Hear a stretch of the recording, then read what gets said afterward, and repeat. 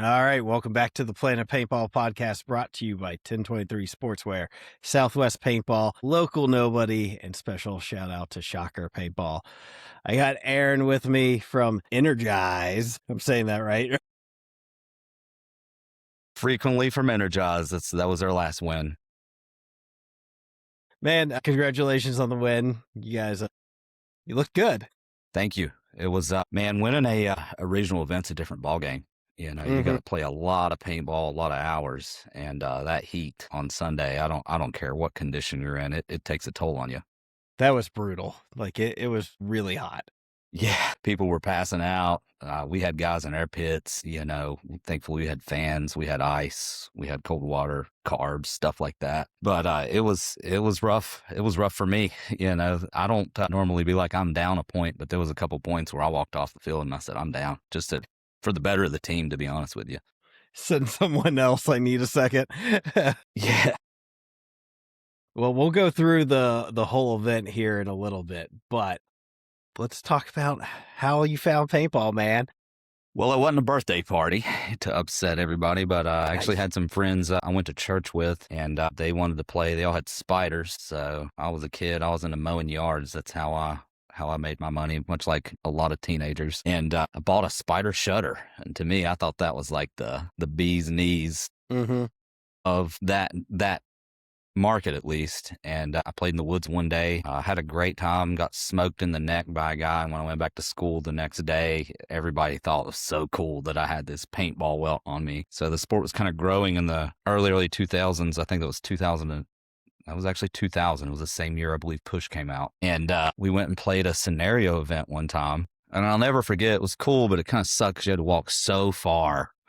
And there was a lot less action. There was a lot of walking. And I was up above these guys in a hill, and they were all down in a bunker. And I was just raining down on them, just murdered them. And they kept shooting back at me. And my buddy that was playing with me, I was like, well, what's happening? He's like, well, they've got a medic in there with them, and they're just laying on top of the medic. And I was like, well, screw this, man. I'm done with paintball. If I shoot somebody and they can come back, I'm like, I'm done with this game. And as I walked out, I was leaving. They had an old barrel field. This was at Cross Creek Paintball in Homeacre, Virginia.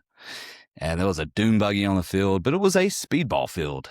They had barrels set up. It was set up with a 50 center, a big octopus of barrels, and a car. And the flag was in the middle of the car. You had to grab the flag out of the car. So we played center 50 flag. And some guys were playing speedball down there. I was like, you know what? I'll give this a try before I just give up on this slow game. And immediately I played speedball, and I was hooked, as you would say. So we continued local there at Cross Creek. A few years, there was a lot of charity series they had. The Torch Run, they had a few charity series, the Rosebud Classic. And we had a local team. It was Trimmer was our team name. Yeah.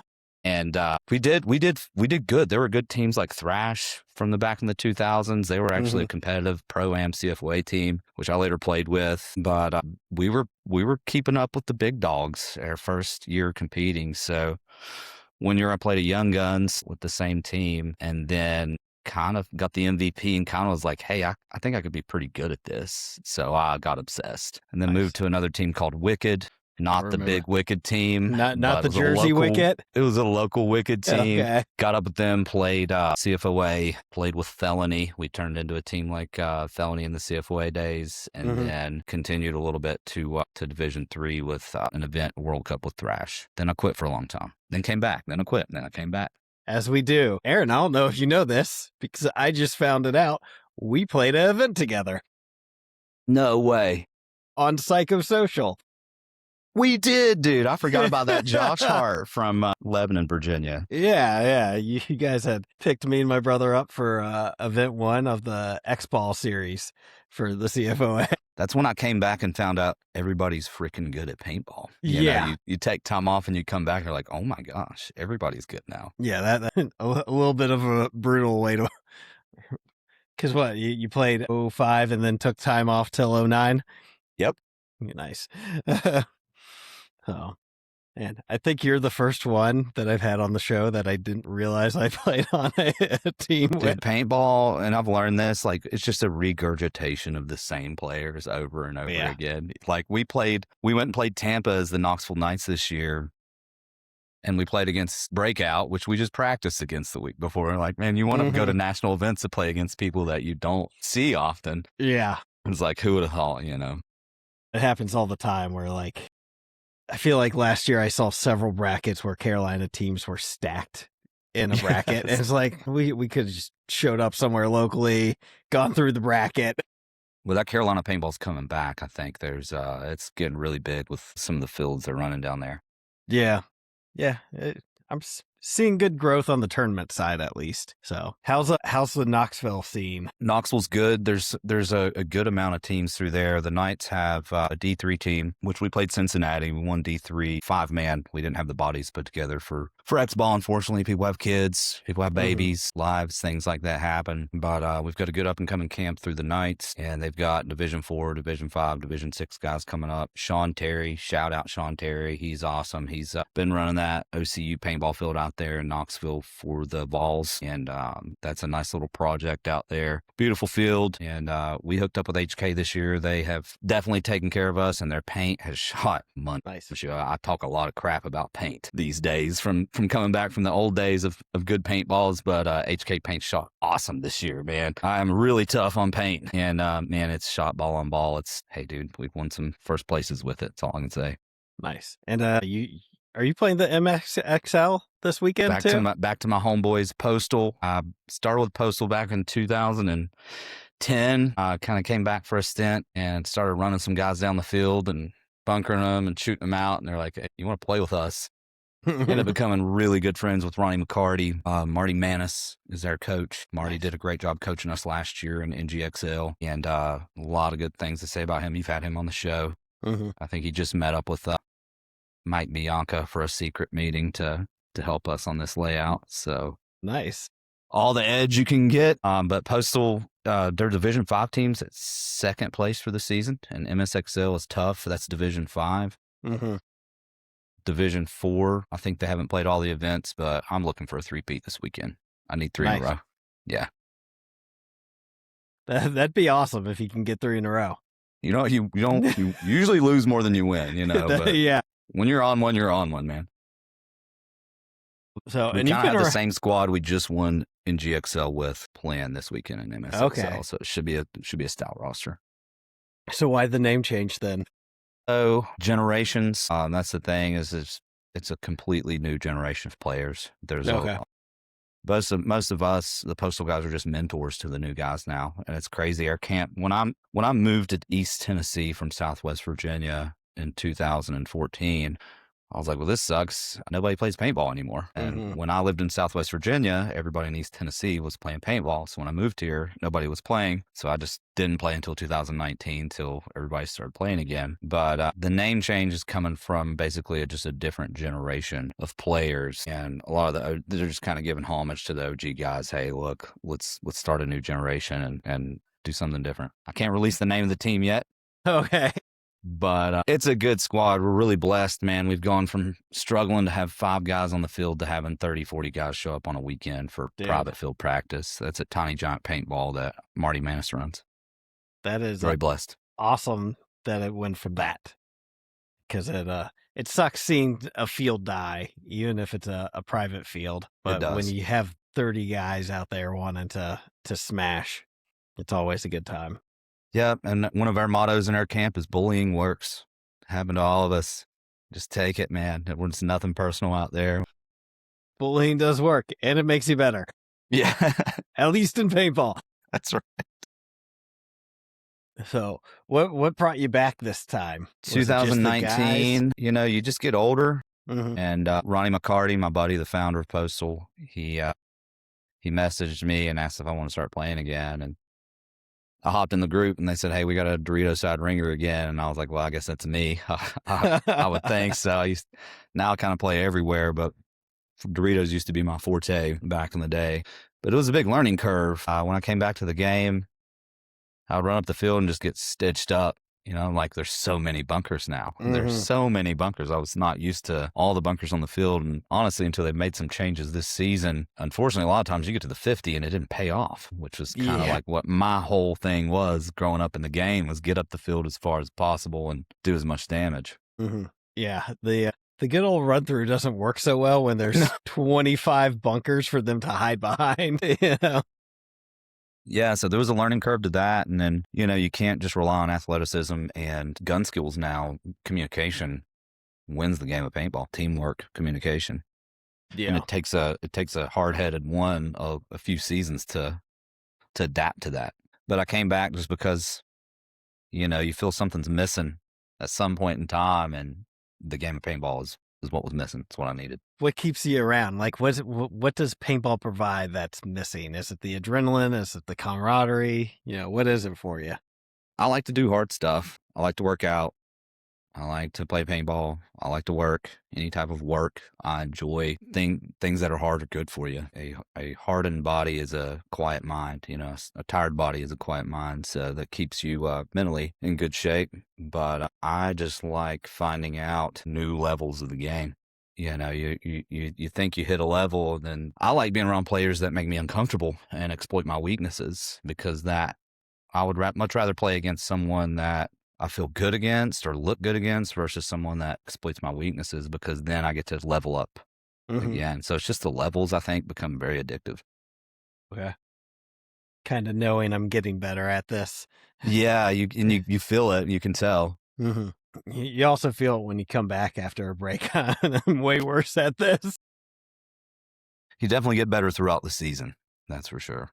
So let's go through the event a little bit. Take us through the prelims, if you will. Gosh, so one of my teammates, I won't mention who, is like, "Oh, we're playing against Absolute Carnage. We're gonna run through them." I'm like, "You done fucked us already, guys." I said, "You should not have said that." I was like, "These guys have Eddie Monday, they've got Hunter, they've got Brett Mace. I know Brett Mace has been working on his physical fitness and working on his game, and Eddie's just a different player altogether. He's just solid no matter what you do. You know the game." And we got 4-0'd by you guys first match, and it was rough. And I was pushing up the D side of the field. It didn't matter what I did. I might get up there and get a kill, but as soon as I get a kill, Eddie would pick me up. You guys were on one. So thankfully, we had a great coach, and shout out Robert Schofield.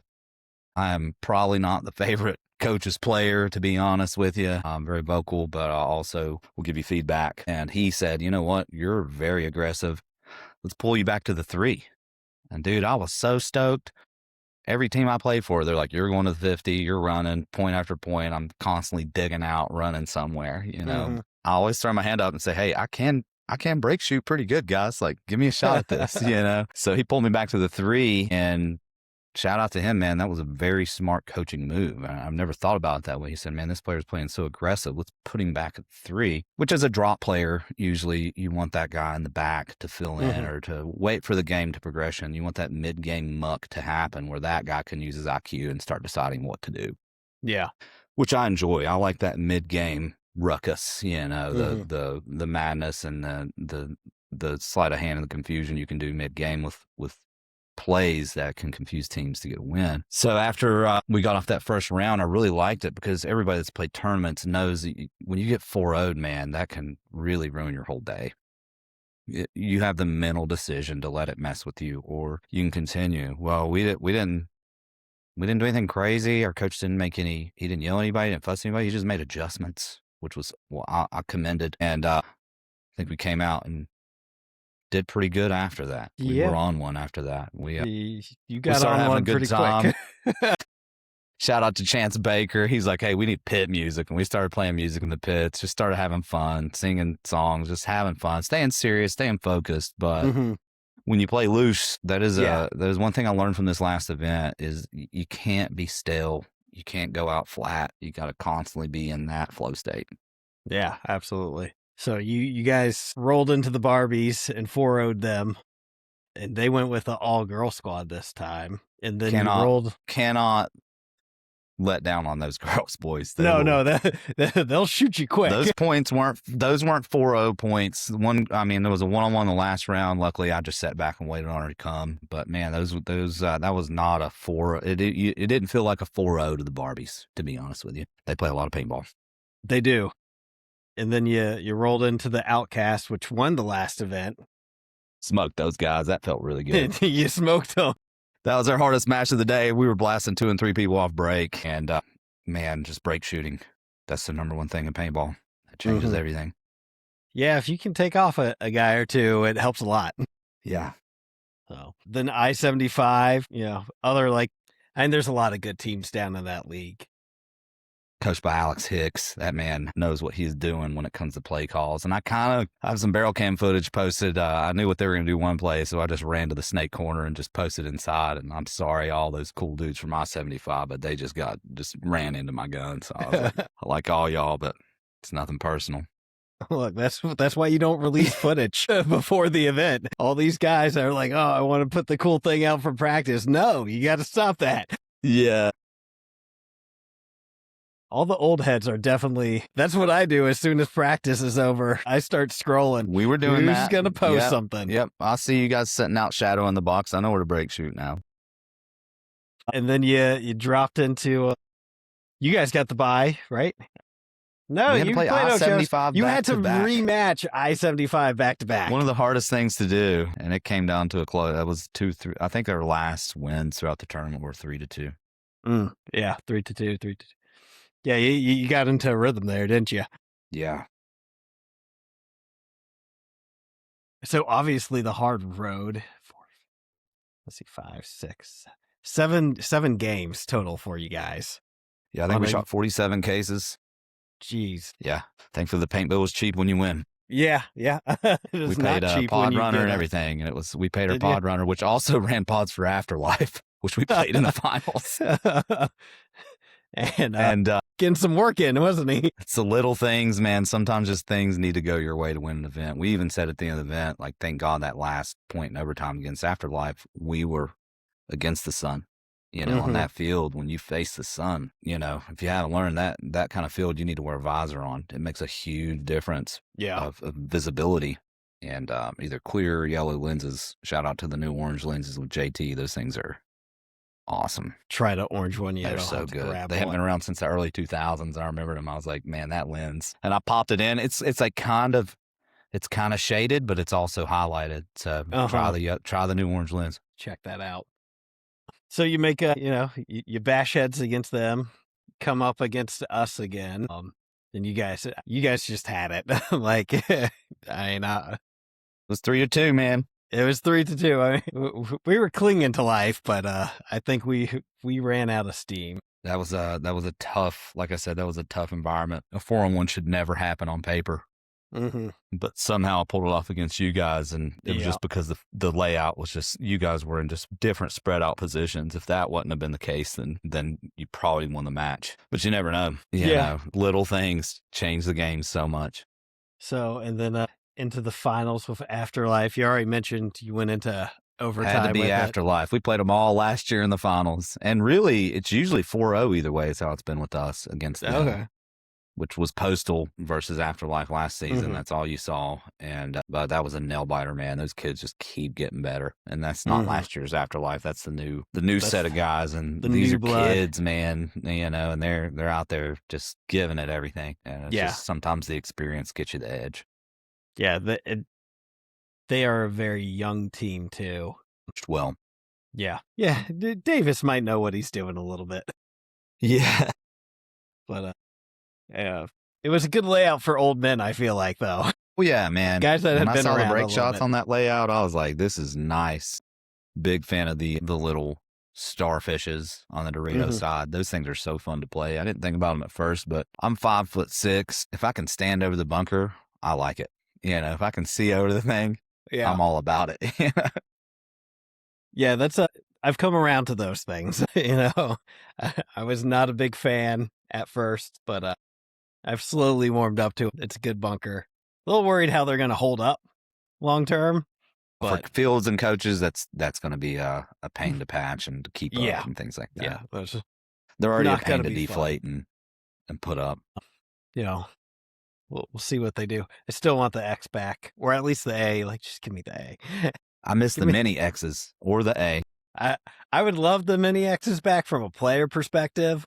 From a guy who was helping run a field during that time, I'm not going to miss those. You can make some cool little holes with them when you lined up the X's to shoot through like a little hole. It was kind of fun. Yeah, there's a couple layouts like that.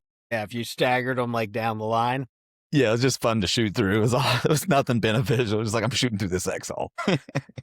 It was great to nuzzle in there as a player. Yeah. I can't remember what event, but they put one in the back center, and I was like, this is awesome. You just take a knee and whip it into the X.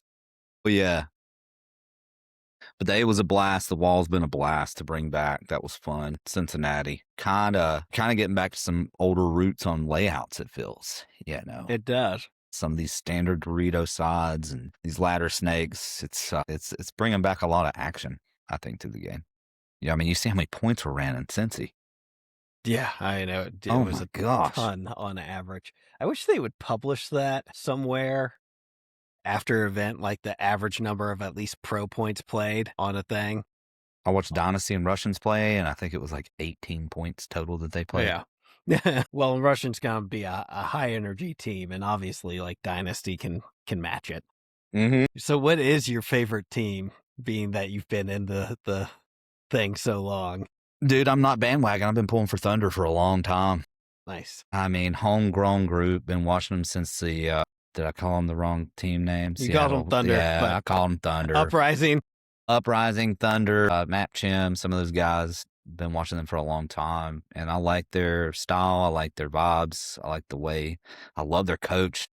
Mm-hmm. Saw him on a podcast. Learned a lot from that. One of the best podcasts I've heard when it comes to coach speaking. And they're just homegrown. A lot of us, the way we feel, their crew, I believe if you're not local, you don't play. They've had some big opportunities for some big names to come play with them, but they're just homegrown, and they're proof that can be done. Them and Fit are proof that that can happen. You just can't, comes from being where they were at that stage that you just can't let off the gas in those finals. So I was there. I was pulling for him live. I was sitting right in front of Parrish's parents, cheering for Seattle, but I was also cheering on LJ Parrish while he was playing. They're like, who are you pulling for? And I'm like, well, I'm pulling for Uprising, but I've always been a fan of LJ since he's been on the Ironman. They're like, well, where are his parents? And I was like, oh my gosh. Confused because I'm pulling for Uprising, but when LJ gets in and starts doing work, I'm like, let's go. That's awesome that they were. His parents were really cool people. Yeah, I had sat with them during the pro finals in Cincy. That was honestly one of the coolest things to see live in paintball, is to watch Uprising in finals against the Impact and them to be up.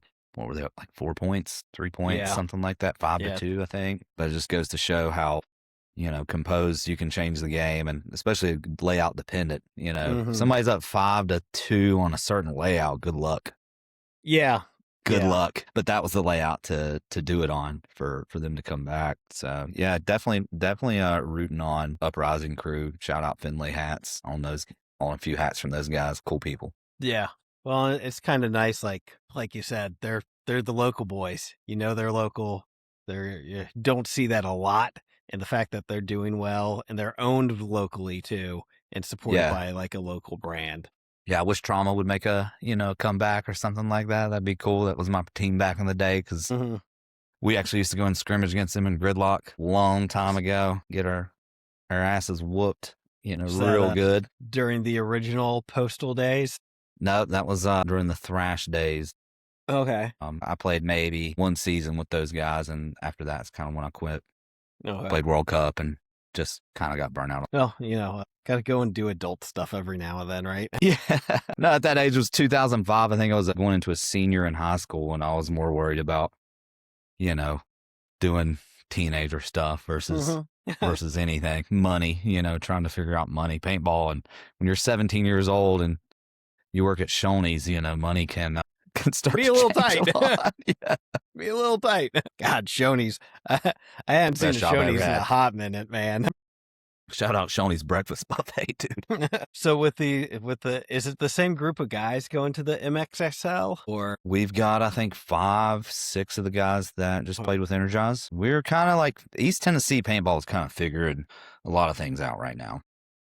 Okay. We've got the Knoxville Knights, which is your D3 squad, which I'm on. You've got Energize, which is a top tier D4, D5 contender, which I just played with. Would love to play with those guys again. Awesome group of guys. The vibes were it was a throw together team, to be honest with you.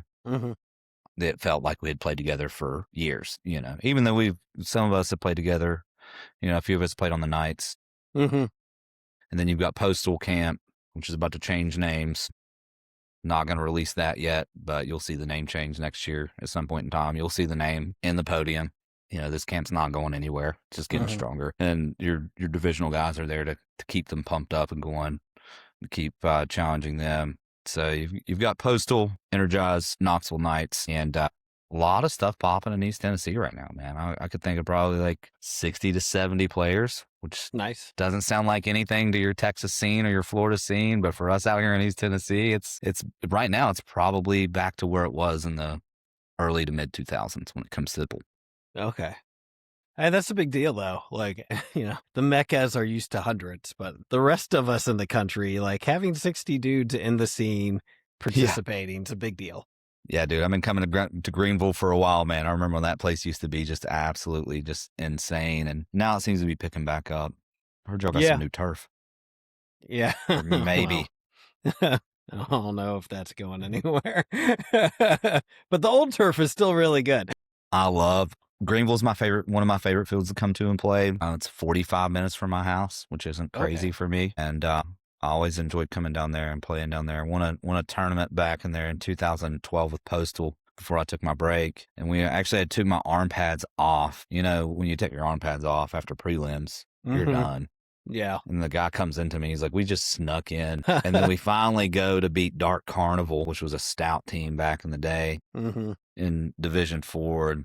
We won a tournament. I'll never forget. I threw my elbow pads out of the net and everything through my pack. I just lost it because we thought we were out, and just come back.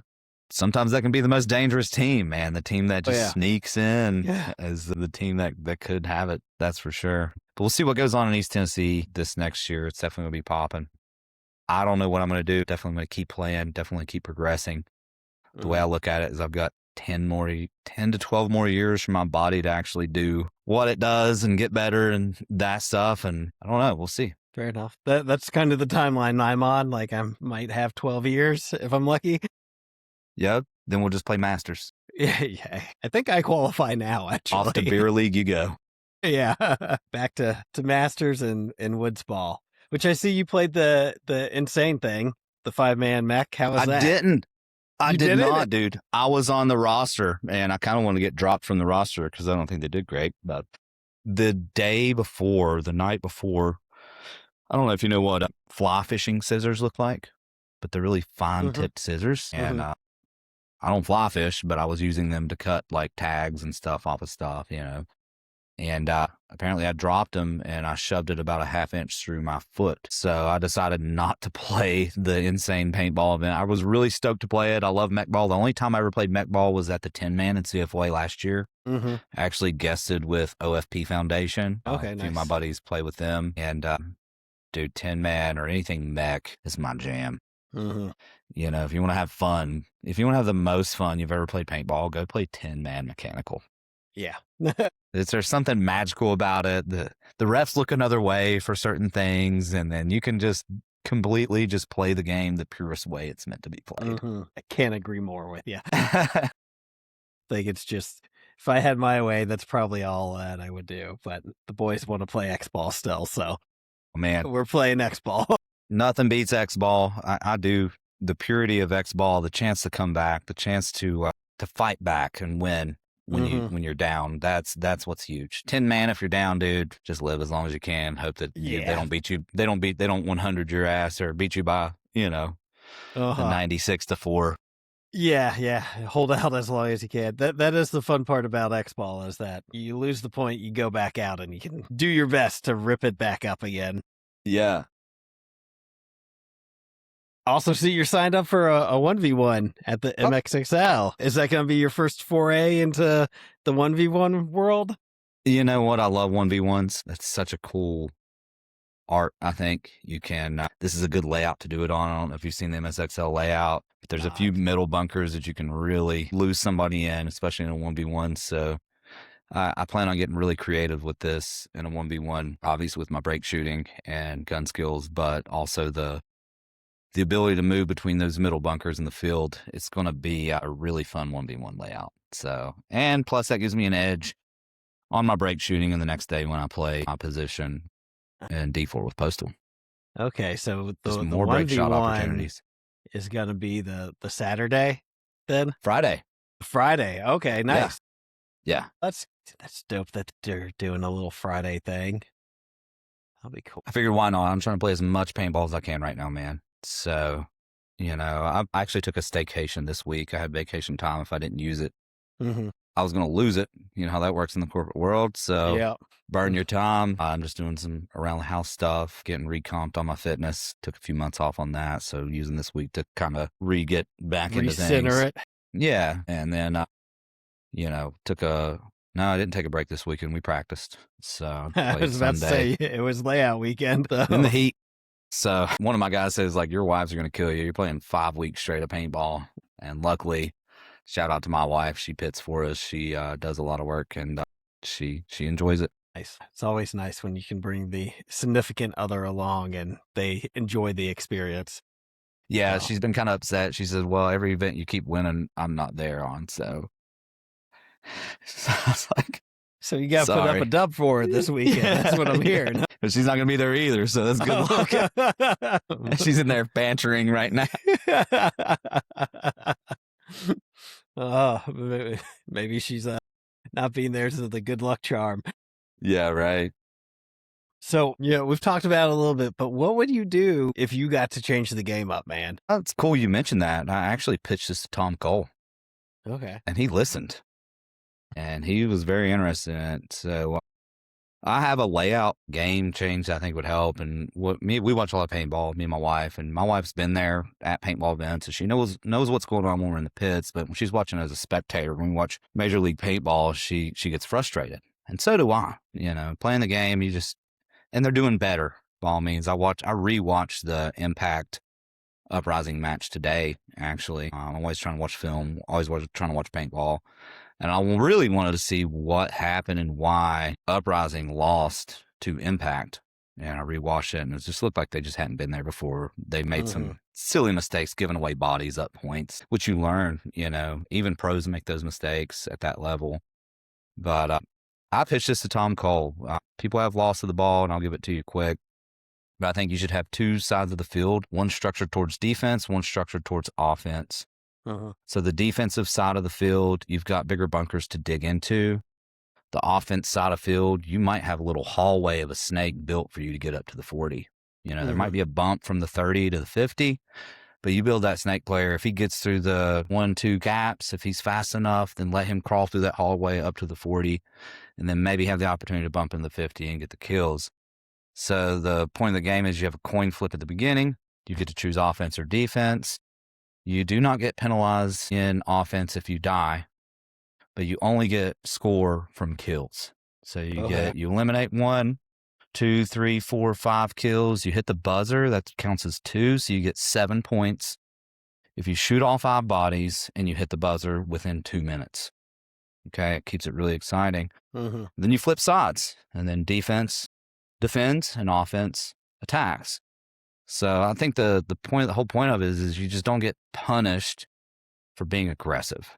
And that's what I think is great about the game. And I think it's a cool concept, honestly. I think if you they've tried everything. I didn't like the buzzer thing, whether you have to hit the buzzer. That just lets everybody know you're there, and you're just being like, come bunker me. I don't know if you remember them trying that. I don't think the 3-man's it. 5-man is the purity of the game, I believe. 3-man's fun to watch. Shout out to C3XL, one of the most fun leagues I've ever played, where I met Eddie Monday and Brett Mace, 2 good buddies of mine. But they do a condensed 3-man layout. So, I do enjoy watching the 3-man in the pro league. But doing it on a full-size 5-man field, it's just not it. Yeah, I feel like 3-man's got to be a smaller field. I like the game the way it is. I like the 5-pod rule. I think it makes it interesting. For me, I wouldn't even as a 1, I carry 7 pods because I do not stop shooting my gun a lot of times. I like the trigger. I'll shoot at anything and everything until I get shot at. So, but that was my pitch to Tom Cole. I actually threw that at him, and I said, I think you need a defense and an offense, and I think the customer, which is your viewer, needs to know who has the ball. And in these days, if you're not in the game and you don't play a lot, it's even hard to, even if you play a lot, sometimes it's hard to watch these webcasts and see what's going on. Yeah. I mean, even the NXL webcast, which is obviously the best, it can get difficult sometimes. And they do good. My wife was watching today. She said, I like how they have the dots now to show you where the guys are on the field. I hadn't seen that Impact Uprising match until I'd watched it live. Maybe some highlights, but I actually watched the full match today. They did a really good job of and the layouts are doing a really good job of kind of making the game more exciting. Yeah. But that's my pitch on it. I think there needs to be a defense side, an offense side. You need to switch sides and, give it a try. Yeah. I'd like to play the format and just test it out and then watch some video on it. I think that's one of the things they could do better of is in the off season, setting up and doing some of these trial runs and putting it out behind the paywall so people could view it beforehand and say, hey, I like this, or hey, I didn't like that, No, the viewers' response are critical. And right now, I just talk to people that are watching it, and then I see new people that come and watch a tournament. They're like, oh my God, this is crazy. But the cool thing is I've been doing a lot of barrel cam footage with the Insta360 Go S, and I'm showing that to people, and they're like, oh my God, that is like a video game. And I'm like, yeah, that's it, man. It's the best that you can ever get. It's the best video game you can play. And I think the barrel cam footage, stuff like that, I think Uprising's experimenting with a live camera. You may have seen that. It's really high def. He's got that thing on the back of his head that he's been. I think that's the around next level. They need to change the paint. This weekend when I practiced with dark purple paint. And that really messed up my confidence on a lot of things because I just can't track it. You can't I see like it. bright paint. I don't like dark paint. Even the advantages you get from dark paint, I don't care for. I want to see to the inch of where my ball's dropping. And for the spectator, it helps a lot. Well, I think paint's super important, and as important as it is at like the NXL event for filming purposes, I feel like at the local field, having that bright paint is almost more important because you want the customer to see where it's going. You want the locals to see, what's going on out there. And I might only get to do it 4 times a year, but I try and go out to the local field, the alternative sport. It's not really there's no air ball, but Wes has been around since the game has started and has gotten people into the game. We've farmed people out of there. That's why I like showing up to rec ball days at the local, field out here, is because you can recruit people. There's some ballers out there, man. If you slip on those kids, they will shoot you. It doesn't matter what your skill is. You kind of have to be careful. But if you show up to these local fields and, talk to them about the tournament scene, a lot of them just start showing up at our private field for practices. It grows the game. Yeah. Well, that's what you got to do. We got a lot of local guys that played at Red Fox. I don't know if you've ever gone there. No, but I've heard about it. Yeah. So no tournament field. But, a couple of the guys that play tournaments will go there for fun days, and they always seem to come back with 1 or 2 guys. Yeah. These guys, I told them, I was like, you guys are pretty good. I was like, if you want a little bit more of this stuff, show up at our private field sometime. They're like, no. I was like, no, we'll show you the game, man. I don't want to beat up on brand new players, till you start beating up on me, and then we'll turn it up a little bit. Then it's fair game. Yeah. So, man, I gotta ask my Andy Taco Shop question before I forget. What's the unicorn gun, man, or the one that got away that you wish you didn't? I'll never forget. I went from a shutter to an impulse, which was the next level, and then went from the impulse to a Ironman all black DM3. And if you remember those, it was the DM3 that had one side cut off. Yeah, right? yeah. It wasn't the triple stack. It was just one side was cut off. And I would forget, I think I sold my Impulse for $600 and picked up that Ironman for $1,100. And it was an all black Ironman DM3. And I ended up selling that to pick up a Trauma Fade DM4. There weren't many of those out there, but it was a purple to red fade DM4. But that black Ironman DM3 was the one that they're running pretty big money now still. I think like $2,000. Yeah, plus. they are. Even this awful market, those are running good money. But I that's the one that, dude, if I could have back that Ironman DM3, there's nothing that shoots like those old. Yeah, those Old 03 matrices. Matrix are money. They're just so big. They can't help but shoot straight. No, dude. Yeah, exactly. The weight alone made it a smooth shooter. Yeah, those were sick though when they came out. That was like, I feel like that was the first time we saw, like outside of Shock Tech, we saw like real team milling. Yeah, no, the Shock Tech DM4 was beyond its time, man. Mm-hmm. Like you had Shock Tech, you had Free Flow, but it wasn't really like lockout millings. It was just free flow millings. And then the Ironman came out with. You had the Tequila Sunrise. Oh, yeah. Actually, a few years ago, I had the opportunity to pick up the Octopus, the Squid M3 Plus. It was actually an M3. They didn't come out with a Plus. So I scoured the earth. I used Dye China, Dye Asia, Dye Germany to get the Slap ASA, the Billy Wing upgrade kit and everything. So I've just got an all silver Squid. It's a 1 of 7. Nice. Sit in my garage. I don't ever want to use it. That's the bad thing. It's too nice. Probably need to have a wall of old markers set up somewhere, but they're in storage right now. So how many are in the collection? We don't talk about that. Okay, fair enough. Yeah, but I've got some heaters in there. A Project CS3 Pro that'll never leave the collection. Mm-hmm. The old school Project milling was the old G milling was one of my favorite millings ever. I still got my Trauma Fade DM4. It's got an abstract sticker on it from Opie Longren back in the day. If anybody remembers him doing that company. I've got a couple DSRs. I'm a huge fan of the DSR platform. Unfortunately, Planet Eclipse just stays working. So that's what I shoot. The R5 with the method update kit, guys, I'm shooting 289, 290 on a ramp, and that thing is insane right now. So that's my gun right now. I shot the CS3 Pro all last season, most of this season. I popped that method upgrade kit in the R5, and it has been winning hardware. It's been money. Yeah, Method knows how to upgrade something. That's for sure. Yeah, they know what they're doing. Oh, and one of them's local to you, right? Is he in Tennessee? Yeah, man, I talked to that guy. I kind of want to try his little drop kit that he's got for the Planet guys. But yeah, for the... Yeah, I tried one at Cincy. I put one up on my shoulder, and I was like, "This is really nice." It kind of lowers your loader a little bit, which I think will allow for a little bit tighter. But before I do anything like that, I'm going to give it off season. Once you get muscle memory with your marker, don't change markers, guys.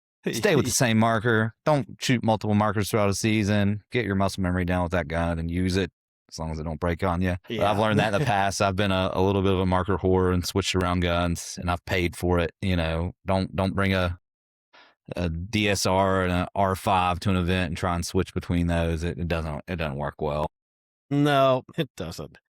So, yeah, if you got two guns, you need to have them set up as close as possible to each other. Yeah. And ideally they're the same gun. No, that's right. I think you've been in it long enough. Do you remember Nitro Ducks, the tanks? Well, of course. So, like my first Nitro Duck tank was when it had like the Billy wing drop on it almost. Yeah. You know what I'm talking about with that angled? And switching from that to like a straight piped tank was the hardest thing for me. Dude, I can't believe it. When I got back in the game in 2009, I bought a 48 CI peanut tank, and I can't believe how dumb I am for trying to use that tank to play with. It's awful. You have zero run and gun accuracy with anything like that. You know, Ollie Lang had a good video out back in the day where you want your tank to be sitting in the kind of pit here of your elbow. I rock the new HK77, which is about the size of a 68, and the mid-size counterpunch rope. And for me, that has been money when it comes to fit and form. Nice. Yeah, that was a hard thing adapting to when I got back in, was the size of the tanks are just generally smaller, right? Yeah. No, I can't believe that I was 14 years old, 15 years old, running around with an 3 with a 68 the size of an 88 and a Halo loader on top of it. So, I can't believe that we went from that to what we have now. Yeah, there's some guns I tried, I had to make adjustments on that were too light for me. Some markers are just almost, I know it sounds crazy in this game, but like too light, you kind of over snap.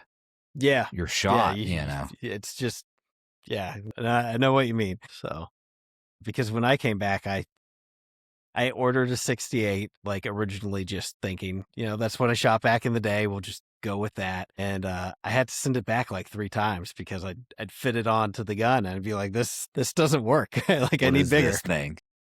I think I went a little too big with the 88, but 77 right there. So, do you do any weird or unique, I guess, rituals before a game starts? I think rituals are important. The big thing is to not be flat. I think that's huge. The first match we had against you guys, we lost 4-0. The second match, I told my coach, I was like, hey, I'm not big in being real wild and rampant and crazy in the pits and on the field. Like those guys that are just like going, crazy. It's not my thing. I think you need to have a level of cool and calm and level-headedness about yourself in the pits and on the field. But I was like, I've got a chant for these guys I want to do before this second match. And he was like, dude, do it. And he's like, the guys are flat. So I did a little pregame chant for him. It works great. You might hear it sometime, but just anything you can do to change the vibe. Music is great for us. Music's great for me. I have Spotify playlists called Flow State, workout playlists. I have running playlists. I have all kinds of different playlists that put me in a different state of mindset. And music for me is huge. Just getting that, just one little thing that connects you to being in that mindset of being in the flow state and not being, it's okay to be excited. Nervous just means you're excited. And you have to tell yourself, hey, I'm not nervous. I'm excited because I'm here. Right. And then you have to flip a switch in your head. To me, and I'll tell you this from the events that I've won, when I am clocking in, when I'm chronoing in on the field, to me, that's me clocking in at work every time. When I go and I chrono on the field, my mindset changes from I'm playing a game to this is a job, this is work. And it's just work. And work is easy if you work before. And that's the mindset you tell yourself and you reinforce that. Say, just like the work you put in at practice, work you put in at gym, whether you do it at, on your job, clock in. When I chrono my gun, to me, I'm clocking in at work. And that's my biggest ritual right there. I like that. What's on the Flow State playlist? I got a lot of R&B and some rap, man. So you feel like you walk into a middle school dance, to be honest with you. You probably heard some at the event at NGXL. Yeah. Or, NGXL. But I like a lot of just chill, not heavy stuff. I do listen to, I've been to a lot of heavy metal shows and I love heavy metal, but there's a certain flow state I get into when I'm playing paintball that I just need something kind of vibe. Some good vibes, some good R&B, some good rap, chill stuff. All right. Nice. Well, I want to ask you this because you're obviously in shape and it's a big part of you. What do you do for paintball to stay in shape? I have a coach. I actually joined a workout group called Aries Athletics back in 2024. It's all app-based. If you want, really, I lost about 25 pounds from my first 90 days going in the program. And I'm not a big guy, Dang. That's a lot of weight, period. Yeah, I definitely got to the position where really all it was I saw one of the friends that I used to play paintball with, and I saw him go through the program, and I said, I want that, and I made the decision that I didn't know I was doing anything wrong. I didn't know I was doing anything bad. I just was living my life the way we all much think we are. But I saw him and I saw his 90-day results, and he went from a beer gut to absolutely jacked and shredded. So I decided full force to go in the program. John Maciel's the guy that runs it. He's online. I can always get anyone in on the program that wants on it. It's very affordable, but it starts out on a 90-day. He vets his members. So you do about an hour-long phone call with him, and he decides really if you're going to waste his time or not. To me, I told him it was life or death, because at that point in time in my life, I was so desperate for a change. To me, that's what it was. So I got on it. I learned about nutrition. I learned to literally log everything that I eat for about 90 days. I had 1 cheat meal a week. I had 2 alcoholic drinks per week, and I made my own food. And I absolutely learned during those 90 days about meal tracking and macros and protein. So what I would tell anybody is if you don't have a plan, you don't know where you're going to end up. So first of all, start with a plan. There's a lot of things you can figure out called TDEE, which is your resting, how many calories you burn per day just sitting there. right? And if you're active, you burn more. You can learn how many calories to eat per day, and you can lose fat. Just science. It's what you put in your mouth. So first of all, it's nutrition. Second of all, he creates all my workouts for me. So the guy's a mastermind. He knows obviously all the parts that look good. So he just does workouts based on what you want, whether you're a female, glutes, if you're male, shoulders, chest, whatever. And you just stick with the program. And that's the cool thing about it is you're given the map, you just hit the gas, and you get the results. Easier said than done, of course. Yeah, you still got to do especially the when work. you work a job and you got to do all that stuff, but it's worth doing now. I've actually been on about a 3-month hiatus when it comes to nutrition and gym. I'm just now getting back to it because I found out that that's honestly who I am now. Once you've done it for so long, it becomes instilled in you that you need to eat good, you need to work out, your body actually needs these things. Mentally, you're a better person when you do that stuff. But nothing against anybody that doesn't, but I actually saw something that I wanted, found out how to get there, We keep repeating that process. seems like every year, I'll work really hard and I'll get there and I'll get real shredded. And then I'm like, all right, I'm taking a couple months off, but it's what works for me. Sometimes it's kind of hard to stay locked in all year round every year, but eventually you're like, hey, I'm happier this way. Let's get back to the homeostasis, But love working out. Some of the workouts I really like for paintball is going to be anything like bear crawls. Bear crawls are great. We're on our knees and our hands a lot. Stretches are huge. Hip escapes are huge. Pilates are huge. Obviously, weightlifting, your standard bench press, squatting, leg days. Don't ever skip leg days, guys. You need that for paintball more than anything. Yeah. And I could tell at NGXL, yeah, dude, I didn't like it this last event because there were a couple times where actually I dove out to the corner against I-75 and it was 3-on-2. And when I dove in the corner, I couldn't feel my calves. I thought I'd hurt myself. They just cramped up on me. But I literally if anybody watches the film, it's like, man, he got up real slow. And it's because I couldn't feel my legs once I dove in. So that's why you work legs. Core's big. You definitely need to make sure you're doing some type of core work, and cardio's a must. I don't care if you work at your job or you do 15 minutes on the treadmill a day, get your cardio in. That's going to pay off long term on the paintball field. What I've learned really is cardio is about everything, because even these pro high level players, when you're tired, you start making bad decisions, right? And you see that even on the pro level. Elite guys sometimes make bad decisions because their cardiovascular health is just not there, or they're exhausted. And honestly, I don't care who you are. You get to some point in that game to where it takes a toll on you. But if you have a little bit more of an edge than the next guy, that's what wins tournaments. Yeah. I mean, when you're 6-7 games in, everyone's tired. There's no one who's not tired. It's just a matter of who's the least tired. Absolutely. So mentally and physically, because they're connected. Well, man, we've cruised by an hour. Shout out who you want to shout out, and we'll take it out. Yeah, shout out Postal Paintball, my home team forever. I'll always be my homeboys.